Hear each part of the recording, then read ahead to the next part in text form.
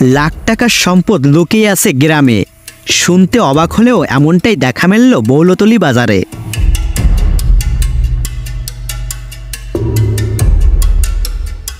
গোপালগঞ্জের বিভিন্ন গাছ থেকে ভাইরাস বিক্রির হিড়িক পড়েছে।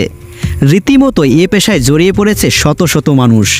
এই নিয়ে তৈরি হয়েছে নানা রকম কৌতূহল। কি এই ভাইরাস, কোথায় যাচ্ছে এই ভাইরাস, হচ্ছেটা কি এই ভাইরাস দিয়ে?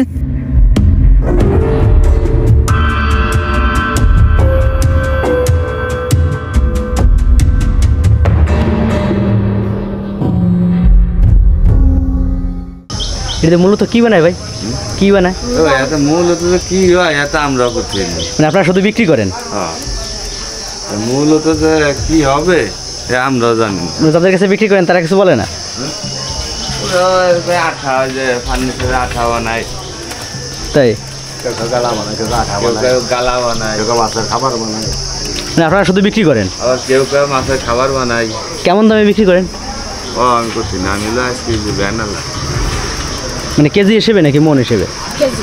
কেজি মন। এই সারা গাছ তো এখানে 1 কেজি হবে। তাই মানে এই যে লাঠির সঙ্গে রয়েছে এগুলোর উপর থেকে সারাতেই হয় তারপরে?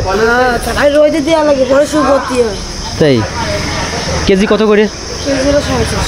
450। তাতে 450 টাকার বাঁধে তো অনেক লাগে। এত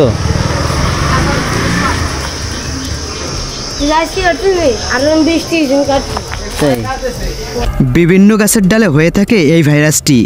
দেখতে সাদাটে হালকা লাল বর্ণের আবরণ। শ্রমিকরা কষ্ট করে গাছে উঠে এই ভাইরাসওয়ালা ডাল কেটে আনে।